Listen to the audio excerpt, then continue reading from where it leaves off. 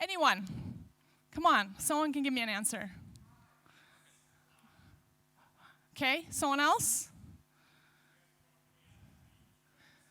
All right, we got the right answer pretty quickly here, thanks. That's true. You actually park your car the majority of the time. This picture was actually recently taken in Pristina, and it says a lot. It says a lot about the situation here, but really anywhere else in the world. In fact, on average, about 23 out of the 24 day, a car remains parked, or 96% of the time, a car is actually underutilized, which is a huge waste. That's quite unfortunate. In order to support parking all of these cars, cities have to plan for this. They have to dedicate a lot of infrastructure. For those of you who've been to Los Angeles, one of the largest cities in terms of surface in the country, 14% of the surface area is dedicated to parking lots. That's quite unfortunate if you ask me. I lived there for about 8 years, and it's brutal. The highways are parking lots also. In Pristina, there's about 91,000 vehicles in use today, and some back-of-the-envelope math tells us that 1.2 million square meters is dedicated to parking lots. Again, quite a waste, and we can all agree that if just even a portion of that space is dedicated to green spaces, parking lots, parks, shared spaces, places where people can have fun, the city would be even better. There has to be a better way, so how do we get there? Enter ride sharing. Ride sharing has been a game changer so far in the country for places that have brought it to their cities. Yes, there have been some situations like the previous speaker talked about, but truly it has changed the way that people live and the way that they get around. When you need a ride, you simply request one, and it's there for you within 3 to 5 minutes. In fact, for the regions that I manage for Lyft, one of the largest sharing companies in the country and in the world, you can have a ride within 3 to 5 minutes. And once I'm done with my ride, that car goes on to not park, but actually serve as the next ride that is requested. Surely you've heard of companies like Lyft and Uber and Grab and Didi and Get, Taxify for those in Europe. They deliver phenomenal service. You can have a really affordable ride within minutes with great service. Ultimately, ride sharing is a model where you truly move from car ownership to an on-demand service. We call it, or we refer to it as transportation as a service. Like DVDs, owning DVDs has become obsolete these days. We believe that in the very near future, car ownership will become obsolete. When you want to watch a movie today, you go to Netflix or to iTunes to rent a movie. You don't have to go and buy it. In fact, I don't know that there are many stores where they still sell movies today. Similarly, when you request a ride, when you need a ride, you just request one. So what does this mean? This transportation evolution ultimately benefits consumers in many different ways. To highlight just a few, in the United States, on average, a family spends about $9,000 a year in transportation, in car ownerships more specifically. That is the second largest expense for any family after housing. It's more than healthcare, more than education, more than food. And through this evolution of transportation and the improvements that are happening, we truly expect the cost of transportation to be 10 times cheaper. We also believe that about 95% of the miles or kilometers that will be driven will be on demand, and only 5% in just 10 years will actually be with cars that are owned by individual people like you and me. So how are we going to get there?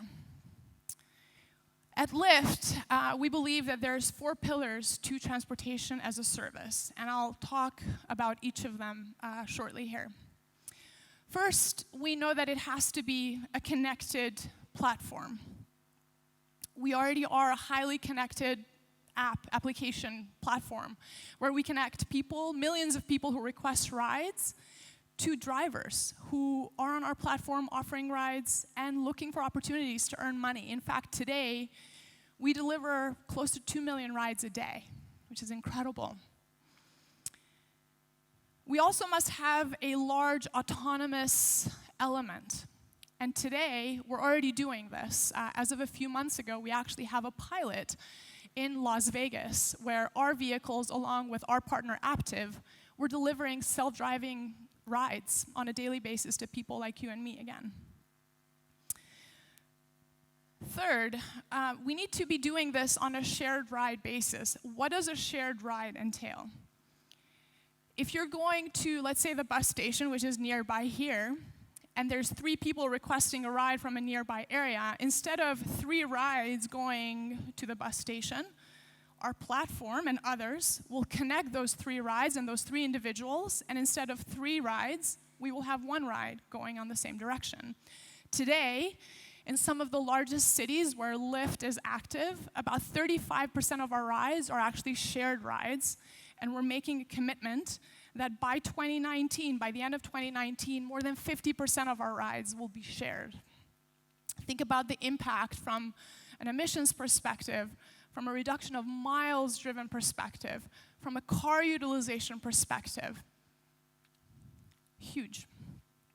And then lastly, we also believe that a huge portion of our fleets of the future, of the vehicles that we'll have on our platform, will be electrical vehicles. Why is this important? Twofold. First, it's significantly more sustainable. Electric vehicles reduce emissions significantly. And also, they tend to be much more sustainable vehicles. So instead of getting new cars on the road every single year, that number necessary will be significantly lower. So we talked a little bit about self-driving as an element as one of the pillars of transportation as a service. So let me dig a little bit deeper. I want to highlight Lyft's vision of how we will deploy self-driving strategy. It is to democratize and accelerate autonomous vehicle development with the world's leading self-driving platform. Again, democratize and accelerate autonomous vehicle development with the world's leading self-driving platform. We will do this in 2 ways. First, through our partners, and secondly, through our very own development of technology stack. In terms of partners, today you'll see probably some very familiar brands, including Waymo, GM, General Motors, Ford, Aptiv, as I mentioned before, Drive AI, Jaguar, Land Rover, all partners that we're currently working together. And these are partners that will ultimately join us in delivering our autonomous vehicle platform. Secondly, creating our own technology. Some of you may have heard that we have what we refer to as L5, or Level 5 Center in Palo Alto, California, right next to Stanford University, where we are developing our very own AV technology, similarly to the companies doing that on the left side of this slide. I mentioned L5. I want to give you some context as to the different levels of autonomy. It goes from 1 to 5. And most of us, especially if you have a newer vehicle, you either have it or you're currently using really levels 1 to 3. Level 4 and 5 is where it gets tougher and more complex. And really, L5 is supposed to be the state of autonomy where a vehicle can navigate any situation, any type of weather, any type of terrain. For Pristina, though, I think we need an L6, right? Can you all agree with that? At Lyft, we're focusing mostly on L4 and L5, and today we feel comfortable that our technology is at L4 and really moving towards L5. But that's not going to happen on one day. We believe that we have a key advantage because we have 1.4 million drivers on the road today, like I mentioned, giving more than 2 million rides a day. Why is that important? For a technology company, let's say like Waymo, which is part of Google, that is focused only on delivering the self-driving technology, it's very difficult to ultimately just hit the road and flip a switch and start giving rides. We have a connected platform. We have access to millions and millions of passengers that we serve today. And we really believe that it will be a hybrid process, where as the number of vehicles that are driven by drivers will continue to decrease, and then ultimately, slowly, we will increase the number of AVs, autonomous vehicles, on the road. It will take time, not only because the technology needs to continue to advance, but we need support from the government, from regulators, and also perception. While a lot of people today, the polls show that a lot of people think that technology is very cool, it's exciting, most people would not bring their child and hop on a self-driving car today, regardless how safe they are. So it's going to take time. It's going to be gradual. And we will deploy additional and more advanced and more complex routes as time goes by. So what are the implications of all of this? Remember those 1.2 million square meters in Pristina dedicated to parking lots? Well, as a result of all of this work, we believe that a huge portion of that can be dedicated to green spaces, playgrounds, parks, and more coffee shops. Don't we need more coffee shops in Pristina? We will also, as part of the working together of software, AVs, and public transportation system, we will jointly optimize the way that the data works to better support congestion management. Another thing that we can get out of this is we will likely see more digitized traffic infrastructure. Let me give you an example. So while on your road to work in the morning, you will see a 30 kilometers per hour speed limit. In the afternoon, that could say 50 kilometers per hour. Why is that? Because conditions have changed, and the conditions allow for the speed limit to actually be higher, which is awesome, because that implies that there's better efficiency, better flowing of traffic, and ultimately people getting home faster. Through optimized utilization of transportation infrastructure, it will lead to the reduction in emissions. And hopefully it will reverse the trend that you see in this slide, which is very, very sad. As you can see, in the past 20 years, things have been quite drastic, going in the wrong direction. Lastly, this new paradigm will improve access to transportation through higher affordability. While for you and me, better transportation means less time sitting in traffic, a better quality of life, spending time doing more fun things, for a lot of people, access to transportation means a ticket out of poverty. It means a ticket to better education. It means a ticket to that job that will enable them to support their family and educate their children. So when will this happen?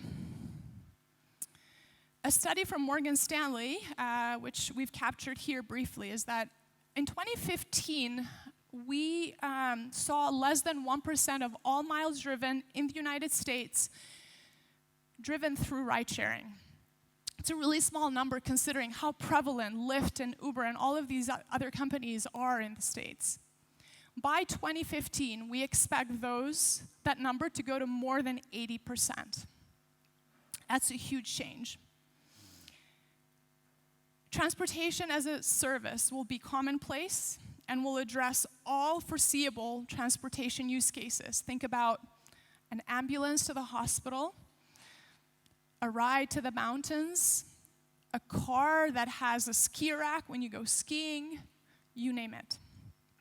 I also want to take you on a journey. This is New York City in 1900.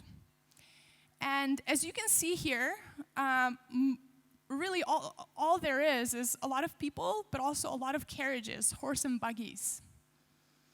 And there is one Model T, one Ford Model T. Fast forward 13 years later, New York City again, in a similar region. Lots and lots of Model Ts, and the one horse and buggy. Only in 13 years. A long, long time ago. What does this mean? You can see that technology advancement and progress moves really, really fast. And if this kind of change was possible in 13 years, centuries ago, imagine what can happen in 10 years in today's age. In fact, we expect to see more than 15 million self-driving vehicles hit the roads by 2025.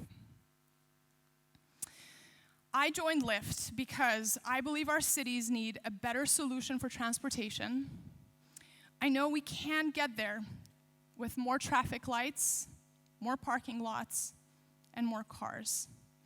I want my children to have a future with safe roads, less traffic, and cleaner air. And we need to do that by riding together. So buckle up, because it's going to get fun.